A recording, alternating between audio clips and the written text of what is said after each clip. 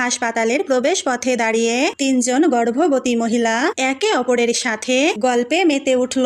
প্রথম মহিলা বলল, আমার স্বামী এতই ধনী যে আমি যখনই যেখানে যাই আমার পার্সোনাল হেলিকপ্টার সব সময় পাশেই থাকে। দ্বিতীয় মহিলা বলল, আমার স্বামী বড় ব্যবসায়ী এবং আমি যখনই যেখানে যাই আমার গাড়ি আমার সাথেই থাকে। তৃতীয় মহিলা বলল, আমার স্বামী খুবই সাধারণ কিন্তু সে আমার অনেক খেয়াল রাখে। এমন সময় প্রথম মহিলা বলল, ওই দেখো আমার হেলিকপ্টার আমাকে নিতে এসেছে।